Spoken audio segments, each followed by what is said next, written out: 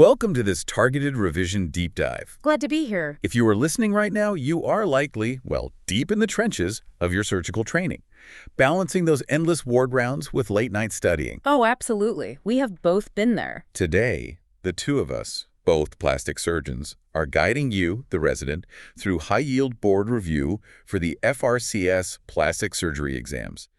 We are skipping the fluff and jumping straight into the absolute essentials. Exactly. We know exactly how overwhelming the syllabus is, and your time is precious. Our mission for this deep dive is strictly to master the management of acute compartment syndrome, or ACS, Right. and the precise anatomy of calf fasciotomies. We are sticking entirely to the essential facts for your exams, delivering exactly what the examiners are looking for. Before we get into the thick of it, press follow on the show right now so you never miss these targeted revision deep dives. And if you learned something valuable today that helps your revision, take a second to rate the show. It really helps. Also, to completely maximize your exam preparation, you need to get a premium subscription. Highly recommend it. That gets you access to the Journal Club and the Clinical Cases deep dives. Those are non-negotiable for the clinical application sections of your boards. Yeah, you absolutely need those. We are keeping the format highly focused today, a rapid-fire question and explanation style interview designed to completely maximize your study time. Let's get straight to work. Let's do it. To kick things off, how do we concisely define acute compartment syndrome for the boards? And why is it universally considered such a terrifying surgical emergency? For the boards, the definition needs to be incredibly precise. You define acute compartment syndrome as the elevation of interstitial pressure in a closed osteofascial compartment. Okay. And that elevation results in microvascular compromise. The examiners look for those exact words because, frankly, the pathophysiology is so unforgiving. It really is. The reason it's an absolute terrifying emergency is that a misdiagnosis leads directly to irreversible neuromuscular ischemia. We aren't just talking about a prolonged hospital stay here. We are talking about a dead muscle in a closed space. It results in catastrophic, permanent, long-term morbidity, contractures, and potentially amputation. Okay, let's unpack this. We have the textbook definition. But when you are actually standing in the trauma bay, what are the specific etiologies that examiners are actively looking for you to list? You need to have this list ready to go the moment you are asked. The primary culprits include fractures, and crucially, this means both closed and open fractures. That's a huge point. It is. It also includes severe soft tissue trauma, even without a fracture, arterial injuries, and prolonged limb compression. Prolonged compression is one they love to test on. Oh, absolutely. It's incredibly important to remember, particularly in an obtunded patient who has been, say, lying on a hard surface for hours and simply cannot withdraw from the pain. Right. Finally, you must mention burns, specifically circumferential burns, which cause severe tissue swelling coupled with the unyielding constriction of the burn eshur. I want to pause on the fracture point because there is a massive conceptual trap there for residents, isn't there? A massive trap, yeah. Because the intuitive thought is that if a bone has snapped and broken through the skin... The pressure has somewhere to go. Exactly. That is precisely the trap, and it is a critical board pearl. Never assume that an open fracture concomitantly decompresses the compartments. Never.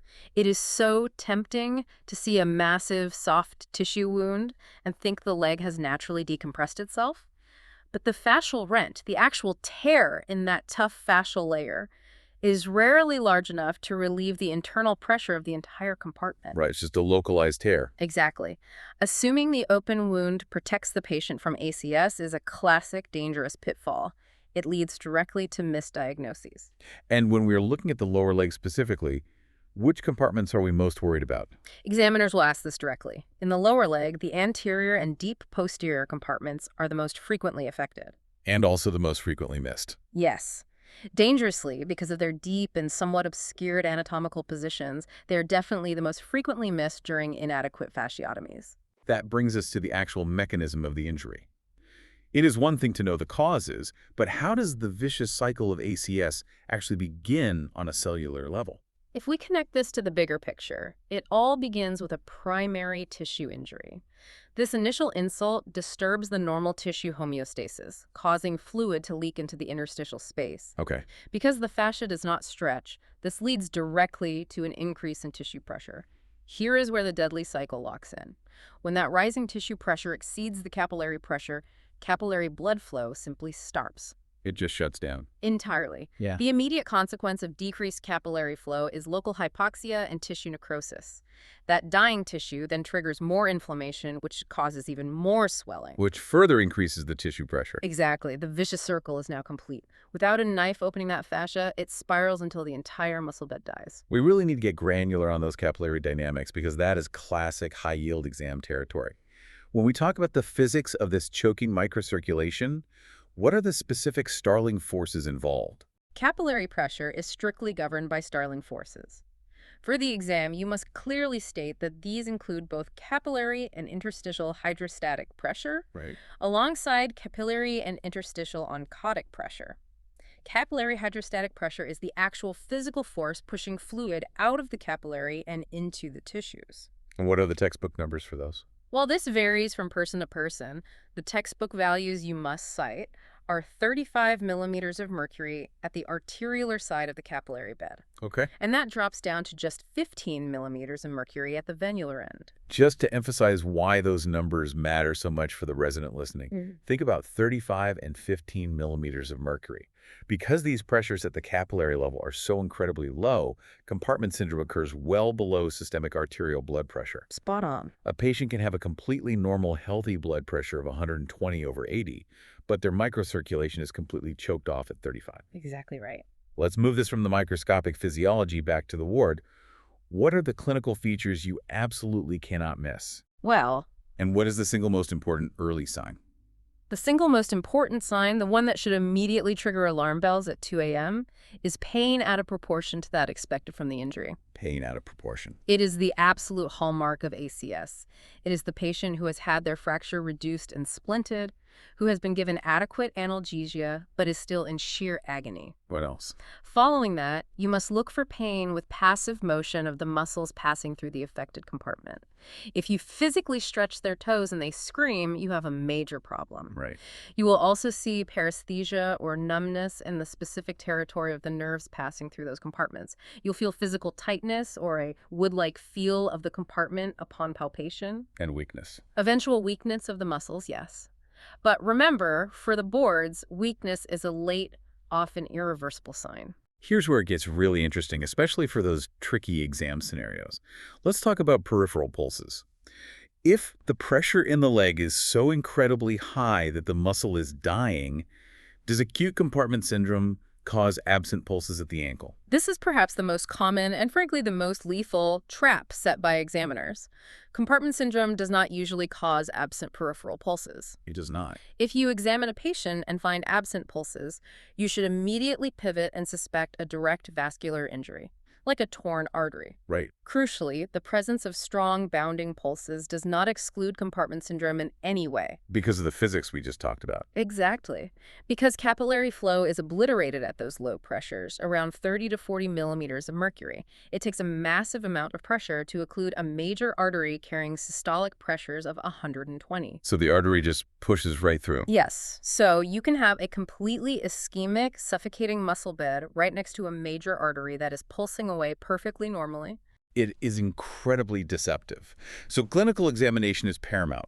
But in what specific patient scenarios is our clinical examination totally inadequate? There are a few where it falls apart entirely. Scenarios forcing us to abandon clinical suspicion and actually measure the compartment pressures objectively. Right. You cannot rely on clinical examination in several specific scenarios. First, patients with multiple severe injuries who might be distracted by other excruciating pain. Like a major pelvic fracture. Exactly. Second, patients with impaired consciousness, whether from a severe head injury or if they are intubated in the ICU. Makes sense. Third, patients who have received regional anesthesia, like an epidural or a nerve block, which artificially masks the pain. It's a huge danger there. Fourth, patients with a peripheral nerve injury. And finally, young children who simply cannot accurately communicate or localize their pain levels. So in those cases? In all of these scenarios, ACS cannot be safely excluded clinically. You absolutely must measure the pressures objectively. Let's talk about the practical technique for doing that. How do we actually measure it on the ward or in the trauma bay? Objective measurement is done by inserting a needle directly into the muscle belly of the fascial compartment. And what are we connected to? This needle is then connected either to a proprietary device, like the Stryker intercompartmental pressure monitor system. The striker pen. Exactly. Or, alternatively, it can be connected to a standard arterial line setup, which is highly practical because it's readily available in most operating theaters and intensive care units. And do we just check the most swollen compartment? No, Here. you must take measurements from all 4 compartments of the lower leg, and you must note for the examiner that the deep posterior compartment is notoriously difficult to access blindly with a needle. And what are the exact numerical surgical thresholds that mandate we take the patient straight to the operating theater? As for the surgical thresholds, you decompress if the absolute pressure remains greater than 30 millimeters of mercury. Okay, absolute over 30. Alternatively, you decompress if the pressure is less than or equal to 30 millimeters of mercury below the patient's diastolic blood pressure. That is the delta pressure. Delta 30. All right, let's transition to the definitive treatment. We have made the diagnosis. We are scrubbed in the operating theater. What are the specific surgical techniques for a calf fasciotomy, starting with the current UK standards for trauma? For acute trauma, the absolute recommendation is decompressing all 4 compartments. The current UK standards strongly recommend the double incision fasciotomy. Particularly after open tibial fractures. Exactly. What is the specific rationale behind the double incision? Why not just flay the leg open wherever it seems tightest? What's fascinating here is the reconstructive foresight built entirely into the procedure. These specific incisions aren't just about letting the pressure out. Right. They're designed to preserve the septocutaneous vessels arising from the posterior tibial artery and the peroneal artery. The perforators. Yes. As plastic surgeons, we know you need to preserve these perforating vessels because they may be required weeks later. You need them to supply local fasciocutaneous flaps to cover the massive soft tissue defect once the swelling eventually subsides. So you have to plan ahead. The absolute mantra here is mark twice, cut once. Inadvertently exposing the bare tibia or the peroneal tendons causes major additional morbidity. It essentially turns a clean surgical decompression into a reconstructive nightmare. Let's get a really vivid step-by-step anatomical breakdown of these 2 incisions and the specific compartments they decompress. You need to be able to visualize this perfectly for your operative vivas. Walk us through the medial incision first. Imagine looking at the medial aspect of the swollen calf. The medial longitudinal incision is placed strictly 1 to 2 centimeters posterior to the medial tibial border. 1 to 2 centimeters posterior. Right. This single incision is your access to decompress both of the posterior compartments, the superficial posterior and the deep posterior. Releasing the superficial posterior is straightforward. You incise the fascia, and the gastrocnemius and soleus will immediately bulge out. But the deep compartment is trickier. Much trickier. When you go deeper for the deep posterior compartment, things get precarious. The posterior tibial neurovascular bundle is sitting right there. Highly at risk. Highly at risk in a bloody, swollen field. To properly access and decompress the proximal part of the deep posterior compartment, you actually have to surgically release the tibial attachment of the soleus muscle. Take it right off the bone. You have to take it right off the bone to ensure that deep space is fully open. And once we've secured the medial side, we move over to the lateral side of the leg. Break down the lateral incision and its anatomy. The lateral longitudinal incision is placed exactly 2 centimeters lateral to the anterior tibial border. Right. Both of these incisions, medial and lateral, are the classic lines of election for pretibial wound extension after an open tibial fracture. Through this lateral incision, you are going to decompress the anterior and the peroneal compartments. Starting with the anterior. The anterior compartment sits directly deep to your lateral incision. When you open the tough fascia here, you are decompressing the tibialis anterior, the extensor hallucis longus, and the extensor digitorum longus. And what are we protecting here? You must carefully protect the anterior tibial vessels and the deep peroneal nerve running within that space. The anterior compartment is open, but how do we safely get to the peroneal compartment from that same lateral incision? Your subfascial dissection must proceed laterally within the anterior compartment. You physically sweep your finger laterally until you identify the anterior intermuscular septum. Okay. You then longitudinally divide that septum. This action decompresses the peroneal compartment. Which contains the peroneals. Right, which houses the peroneus brevis, peroneus longus, and the superficial peroneal nerve. Dividing the septum allows it to decompress directly into the space you've created in the anterior compartment. And once you've done all this dissection in a swollen, distorted leg, how do you actually prove to yourself and explain to the examiner that the compartments are definitively released. You perform the tactile poke test. The poke test. Yes. You insert your finger subfascially into your lateral incision and poke medially. You shouldn't feel tight bands of fascia. Hitting the hard, unyielding surface of the bare tibia confirms that the anterior compartment has been successfully entered and fully released. And for the peroneal side. Then you take that same finger and poke posteriorly. Hitting the bone of the fibula confirms that the anterior intermuscular septum has been widely opened, ensuring the peroneal compartment is entirely decompressed. It is a critical physical check. That is a brilliant way to visualize the spatial anatomy.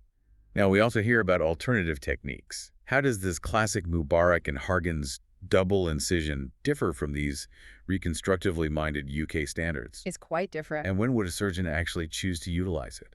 The Mubarak and Hargan's technique uses a lateral incision that is placed much further laterally than the UK standard. It sits just a few centimeters anterior to the fibula itself. Okay.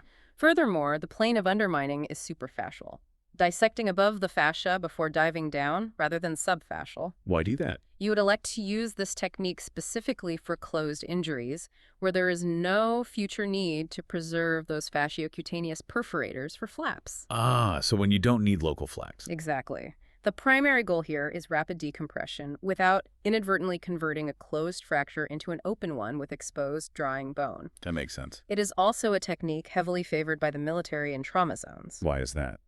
Because these specific incisions can be easily adapted to form healthy tissue flaps for an amputation when a severely traumatized limb is ultimately deemed unsalvageable. Finally, we frequently see textbook mentions of the single incision fasciotomy described by Davey, Rohrbeck, and Fowler. Is this a viable, safe option for acute trauma? You absolutely need to know it exists for the exam, but more importantly, you need to know its strict limitations. Right. This technique involves a single lateral incision made directly in line with the fibula. You use extensive superfascial dissection anteriorly to access the anterior and lateral compartments. And posterior. And sweeping superfascial dissection posteriorly to reach the posterior compartments. However, for the trauma boards, you must clearly state that this was originally described for chronic exertional compartment syndrome. So runners and athletes. Exactly, typically seen in athletes with normal soft tissue envelopes. For acute trauma cases where the soft tissues are massively swollen, anatomically distorted, and actively bleeding, the double incision technique is considered vastly safer. It's just more reliable. It's much more reliable and remains the undisputed gold standard for trauma. So what does this all mean? Let's synthesize this massive amount of information for your exam. Mastering acute compartment syndrome requires a remarkably high, almost paranoid index of suspicion on the ward. Absolutely paranoid. You must remember that an open fracture does not automatically decompress the leg. You have to remember that normal, bounding peripheral pulses absolutely do not rule out microscopic muscle death. Never let the pulses fool you. And when you move the patient to the operating theater, it requires absolute anatomical precision during double incision fasciotomies. You must know exactly where the neurovascular bundles are hiding. Yes. You must perform the soleus release for the deep posterior compartment, and you must place your incisions perfectly to preserve future reconstructive flap options while saving the limb from ischemic necrosis. To leave you with a final thought to mull over as you continue your late-night exam prep, consider the immense physiological paradox that defines this devastating disease. It is quite the paradox. The microvascular capillary blood flow is completely shut down by the rising interstitial pressure, entirely starving the muscle tissue of oxygen. Yet simultaneously, the main arterial pulses can continue to bound vigorously against the examiner's fingers. A completely deceptive sign. It is a deceptive, dangerous calm at the macro level that totally masks microscopic destruction. Understanding the physics of that paradox is the absolute key to never missing this diagnosis in a trauma patient. And that wraps up our rapid-fire deep dive into ACS and calf fasciotomies. We really want to hear from you. Leave a comment or a question wherever you are listening right now about the specific surgical techniques we covered today. We'd love to hear your thoughts. Are there any particular anatomical landmarks in the lower leg that you always struggle to visualize? Let us know, and we can discuss it. Best of luck with your ongoing FRCS board preparation. Keep grinding through the syllabus, and we will see you on the next deep dive.